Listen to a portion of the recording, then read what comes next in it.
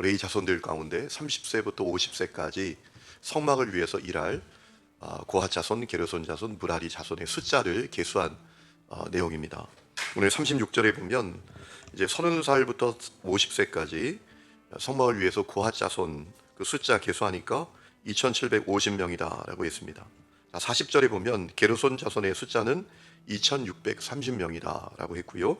44절에 보면 무라리 자손의 숫자를 계수하니까 3200명이다라고 했습니다. 그리고 48절에 쭉 가보면 이제 고핫, 게르손, 무라리 자손의 총 합한 숫자가 8583명이다라고 했습니다. 아주 간단한 내용이죠. 여러분, 저는 이 말씀을 묵상하면서 그런 생각이 들었습니다. 왜 하나님께서 이 숫자를 계수하라고 하셨을까 하는 겁니다. 꼭 계수할 필요가 있었을까? 그저 맡겨진 대로 그 자손들이 일하면 되지 않았을까? 제가 다른 번역본을 찾아봤더니 이 계수라는 말이 그저 숫자를 헤아리다라는 뜻이 아니더라고요. 등록시켰다 이런 뜻입니다. 이름을 올리게 했다라는 거예요. 이름을 올리게 했다. 여러분, 이 의미가 보통 의미는 아니죠. 이 성막을 위해서 일하는 일이 정말 특별하고 소중하고 가치 있는 일이기 때문에 그 성막을 위해서 일하는 것을 이름을 올리게 했다라는 것입니다. 성막을 위해서 일하는 것이 얼마나 가치 있고 얼마나 소중한 것인지를 그들이 인식하도록 하기 위함이었다라는 겁니다. 단순히 숫자를 헤아린 것이 아니라 등록시켰다라는 것이죠. 여러분, 이스라엘 성들의 정체성은 무엇입니까? 선민입니다. 하나님의 백성입니다. 그것도 특별히 하나님과 끼어질 수 없는 언약을 맺은 백성들이죠. 출애굽기 19장 말씀을 보면 이스라엘 백성들이 출애굽하여 시내산에 왔을 때 하나님께서 그 언약을 말씀해 주시지 않습니까? 너희들은 오직 하나님만을 섬겨라. 그러면 너희는 내게 제사장 나라가 된다. 하나님이 책임져 주시는 나라가 된다 라고 했지요. 출애굽기 19장 5절에 세계가 다 내게 속하였나니 너희가 내 말을 잘 듣고 내 언약을 지키면 너희는 모든 민족 중에서 내 소유가 되겠고 너희가 내게 대하여 제사장 나라가 되며 거룩한 백성이 되리라. 너는 이 말을 이스라엘 자손에게 전할지니라 라고 했습니다. 이스라엘 성들은 오직 하나님을 섬기고 그때 하나님은 이스라엘 성들을 책임져 주시고 그들을 제사장 나라가 되게 해주신다 라고 하셨어요. 여러분, 제사장의 직무가 두 가지가 있죠. 첫째는 연결하는 역할입니다. 두 번째는 축복하는 역할입니다. 이스라엘 민족을 그렇게 사용하신다, 복 주신다 라는 것입니다. 자, 중요한 것은 그 정체성은 무엇을 통해서 확인이 됩니까? 성막을 통해서 확인이 돼요. 이스라엘 성들이 하나님의 백성이다, 하나님과 특별한 언약을 맺은 백성이다. 이 정체성은 성막을 통해서 확인이 되고 증명이 됩니다. 성막이 무엇입니까? 하나님을 만나는 곳입니다. 하나님 예배하는 것입니다. 하나님을 경험하는 곳입니다. 그렇기 때문에 이스라엘 성들이 성막을 통해서 하나님을 만나고 하나님을 예배하고 하나님을 섬길 때 저들이 하나님의 백성이구나, 하나님과 언약을 맺은 백성이구나 라는 것이 끊임없이 확인되고 끊임없이 증명된다라는 것입니다. 그렇기 때문에 성막을 위해서 일하는 것은 얼마나 가치 있고 소중한 것인지 모릅니다. 이스라엘 성들의 정체성이 끊임없이 확인되고 증명되도록 하는 것, 그것이 성막을 위해서 일하는 사람들의 명예로운 직분이었다는 것입니다. 여러분, 이렇게 생각해 보세요.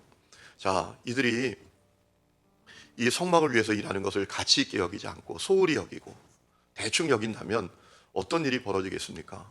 이스라엘 성들의 정체성에 문제가 생깁니다. 자, 여러분 생각해 보세요. 상상력을 한번 발휘해 보세요.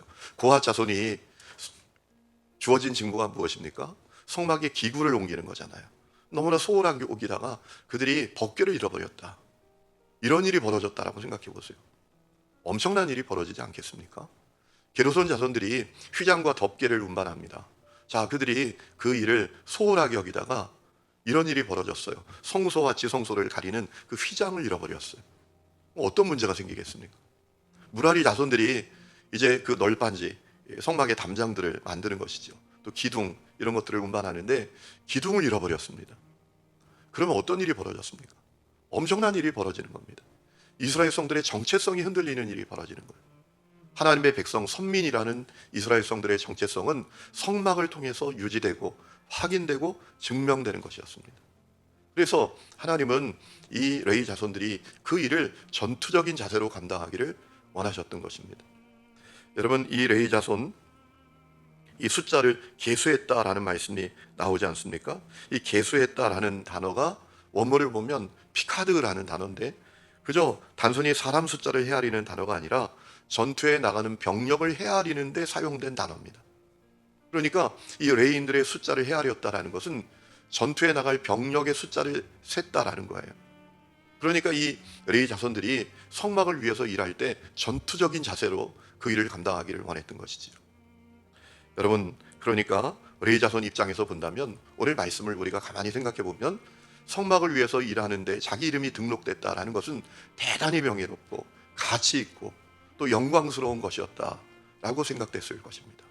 우리가 하나님의 백성인데 우리의 정체성은 성막을 통해서 유지되잖아. 성막을 통해서 확인되잖아. 그것은 우리의 사명, 우리가 어떻게 사명을 감당하는가에 달려 있어. 이런 마음을 가지면서 그들이 성막을 위해서 일하는 것을 대단히 가치 있고 명예롭고 영광스럽게 여겼을 것이다. 아니, 그렇게 여기기를 주님이 원하셨던 것이다 라는 것입니다. 그래서 성막을 위해서 일하는 이 30살부터 50세까지의 남자들의 이름을 다 등록시켰다라는 겁니다. 다르게 말하면 이름을 올리게 했다라는 거예요. 여러분, 그들이 얼마나 자랑스러웠을까요? 얼마나 큰 프라이드를 갖고 있었을까요? 나는 성막을 위해서 일하는 사람의 명부에 이름이 올려진 사람이야. 대단한 프라이드였을 것입니다. 오늘 말씀을 묵상하면서 이런 생각을 해봅니다. 여러분, 우리는 십자가 복음으로 구원받아 하나님의 백성이 되었습니다. 특별히 이제 사역자들과 교회 직분자들은 영적으로 레인들과 같은 사람들입니다. 여러분, 사역자들과 또 직분자들에게 맡겨진 일이 무엇입니까?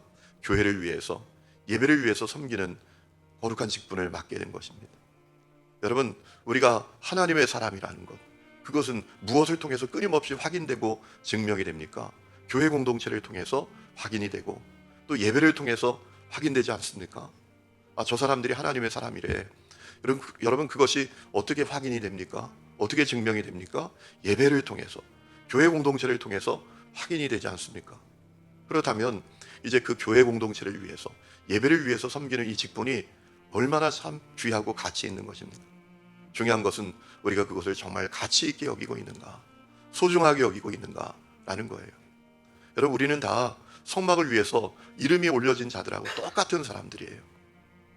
그렇기 때문에 우리가 이 직분을 거룩하고 가치 있고 소중하게 여기고 있는가, 그거 오늘 말씀을 통해서 우리가 점검해 봐야 하는 것입니다. 또 이 직분을 감당할 때 전투적인 자세로 감당하고 있는가, 그것도 점검해야 해요. 여러분, 오늘 교회를 향한 공격이 얼마나 강력합니까? 예배를 무너뜨리려고 하는 세상의 공격이 얼마나 강력합니까? 그렇기 때문에 사역자들인 우리들과 직분자들인 우리들이 전투적인 자세로 이 사명을 감당하지 않으면 참으로 이 교회와 예배가 유지되는 것이 절대로 쉽지 않다라는 것입니다. 여러분, 오늘 이 말씀 간단한 말씀이지만 너무나 중요한 말씀이에요. 성막을 위해서 일하는 이 레위인들, 정말 가치 있고 소중하고 명예로운 직분을 얻은 사람들이었습니다. 오늘 우리가 다 그와 같은 사람들이에요. 여러분, 이 깨달음이 여러분에게 있어서 참으로 이 쉽지 않은 세상 가운데에서 주신 직분을 잘 감당하고 전투적인 자세로 이 사명을 감당하는 성도들이 될 수 있기를 주의 이름으로 축원합니다.